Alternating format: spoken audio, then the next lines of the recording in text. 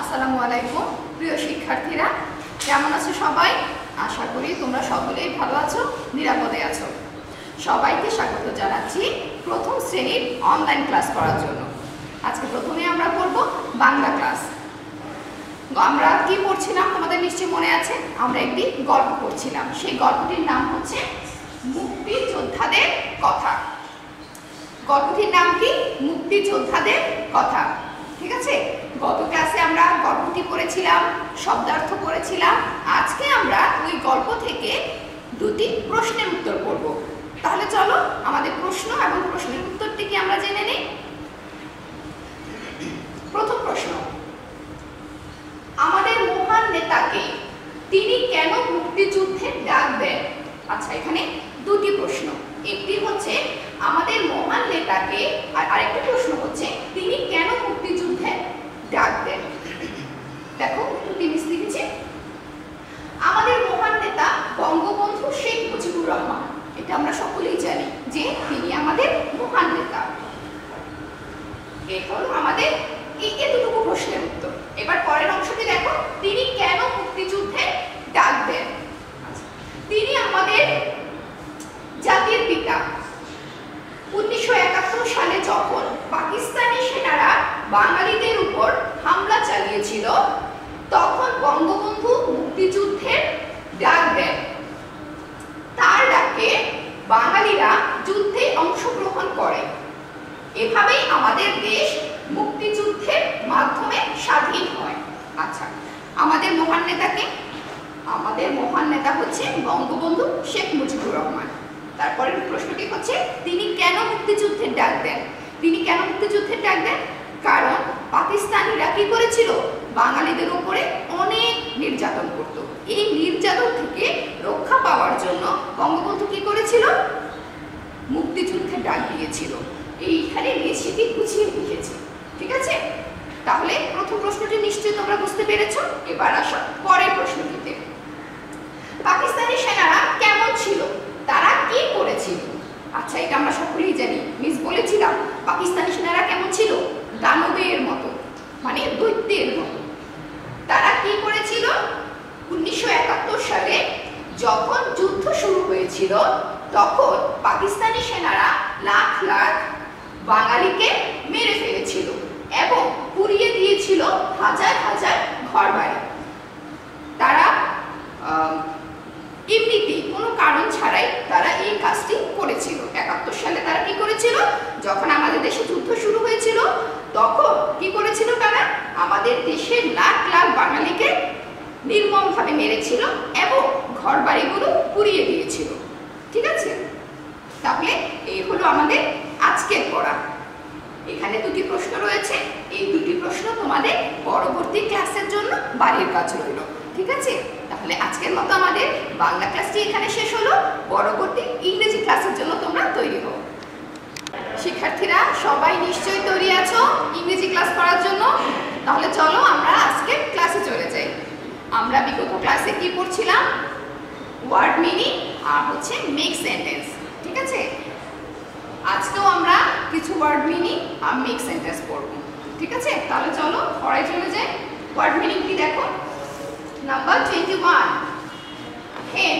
হেন শব্দের অর্থ হচ্ছে মুরগি। Number 22, water. ওয়াটার শব্দের অর্থ হচ্ছে পানি। Number 23, count. কাউন্ট শব্দের অর্থ হচ্ছে গণনা করা। 24, ফিশ। ফিশ শব্দের অর্থ হচ্ছে মাছ।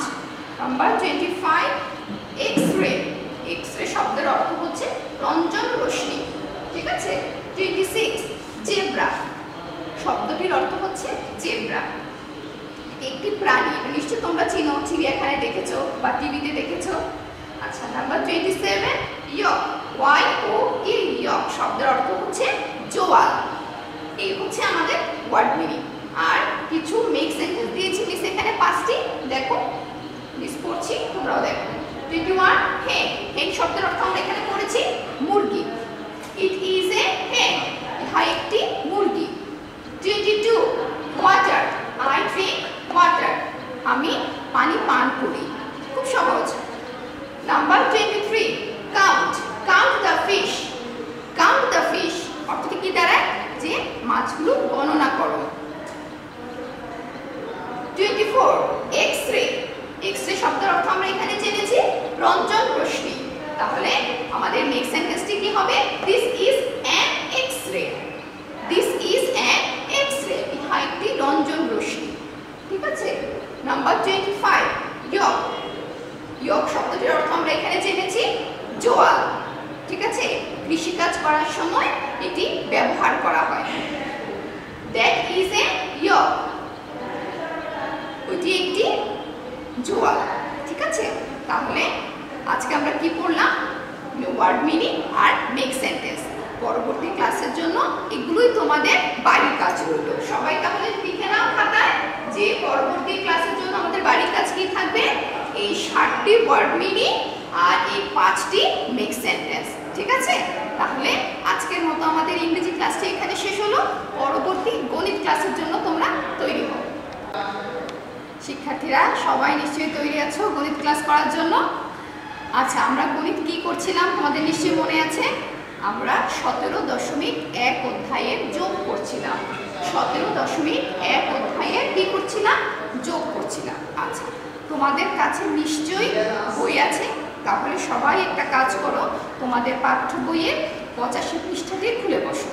আজকে আমরা দুটি অঙ্ক করব, 4 এবং 5। আমাদের পাঠ্য বইয়ের 84 পৃষ্ঠা 4 এবং 5 এই দুটি অঙ্ক আজকে আমরা করব। তাহলে দেখো, মিস বোর্ডে প্রশ্নটি লিখে নিয়েছি, তারপর তোমরা বইটির দিকে তাকাও। আমি প্রশ্নটি পড়ছি। বিনা 20 টাকা দিয়ে একটি পেয়ারা এবং 30 টাকা দিয়ে একটি বেল কিনলো, সে মোট কত টাকা খরচ করলো? আচ্ছা, সে কি করেছে? তার কাছে কত টাকা ছিল? 20 টাকা ছিল। এই 20 টাকা দিয়ে সে কি করেছে? একটি পেয়ারা কিনলো। ঠিক আছে। এবং 30 টাকা দিয়ে একটি বেল কিনলো।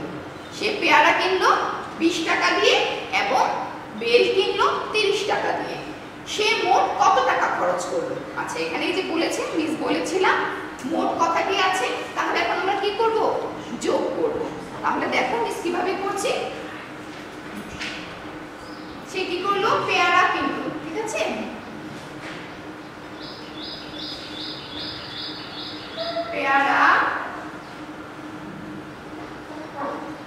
পেয়ারা কিনলো কত টাকা দিয়ে? 20 টাকা দিয়ে। ঠিক আছে। পেয়ারা কিনলো 20 টাকা দিয়ে। আচ্ছা, আরেকটা কি কিনলো সে?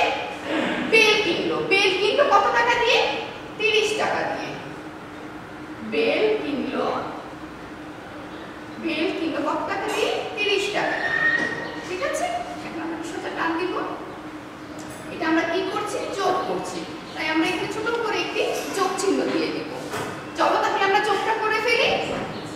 0 0 0। আমাদের নিচে আছে 3, উপরে আছে 2। তাহলে 3 2 কত? 5।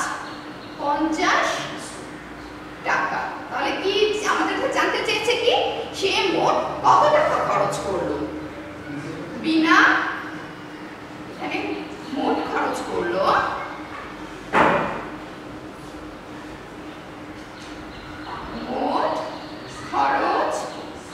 কত টাকা?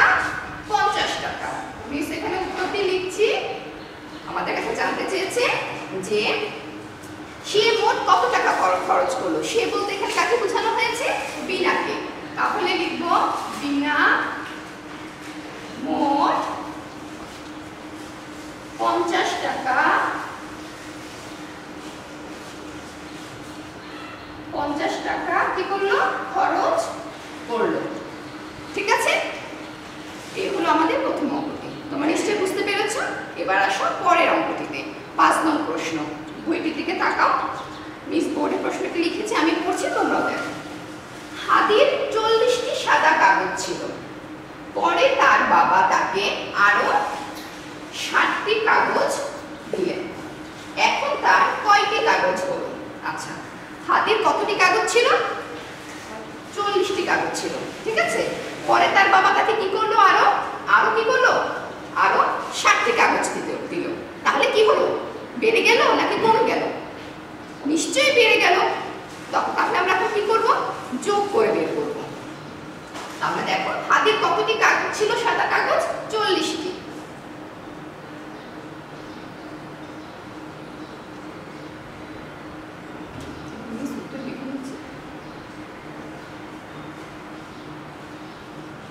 হাতির কাগজ ছিল কতটি? 40টি। ঠিক আছে, আর তার বাবা তাকে কতটি দিল? বাবা দিল কতটি? 7টি। আমরা এই শূন্য বরাবর আমরা কত লিখব? 7 লিখব, 7টি।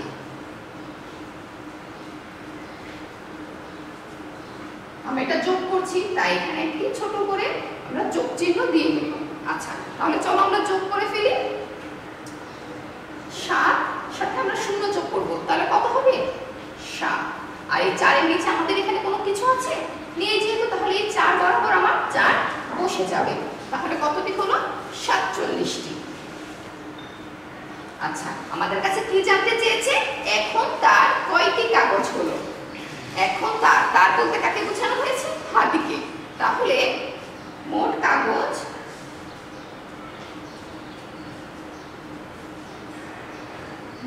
কতটি? 47টি। আমরা উত্তর লিখব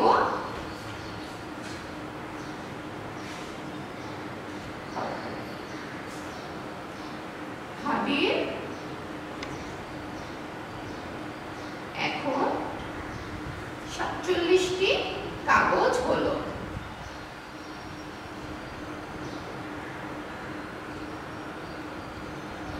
নিশ্চয় বোঝা গিয়েছে? খুব সহজ অঙ্কগুলো। তোমরা কি করবে? এই যে যে দুটি অঙ্ক করালাম, এই দুটি অঙ্কই তোমাদের বাড়ির কাজ থাকবে। 17.1 যোগ অধ্যায়ের তোমাদের 85 পৃষ্ঠার 4 এবং 5 এই দুটি প্রশ্ন তোমাদের বাড়ির কাজ থাকবে। ঠিক আছে, এখন এই বাড়ির কাজগুলো তোমরা কিভাবে করে জমা দেবে এটা নিশ্চয়ই তোমরা জানো, তারপরেও মিস বলে দিচ্ছি। আজকে আমরা 3টি ক্লাস করলাম, বাংলা, ইংরেজি এবং গণিত ক্লাস করলাম। এই 3টি ক্লাসে মিস হোমওয়ার্ক দিয়েছি। তোমরা কি করবে? সুন্দর করে 3টি আলাদা আলাদা খাতায় হোমওয়ার্কগুলো করবে। করে প্রত্যেকেই খাতার উপরে ডান দিকে তোমাদের নাম, রোল, শ্রেণী এবং শাখা এই 4টি জিনিস অবশ্যই লিখবে। লিখে কি করবে? এই যে আমি ক্লাস বাংলাদেশ ব্যাংক স্কুলে পিবি হাই স্কুল যে ফেসবুক পেজটি আছে এবং ওইখানে যে আমার ক্লাসটি দেখছো, ওইখানে গিয়ে কমেন্ট বক্সে কি করবে? আপলোড করে দিবে 2 দিনের মধ্যে। ঠিক আছে, তাহলে তোমরা সবাই ভালো থাকবে, নিরাপদে থাকবে এবং নিয়মিত বাড়ি কাজ করবে। তাহলে দেখা হবে পরবর্তী ক্লাসে। আল্লাহ হাফেজ।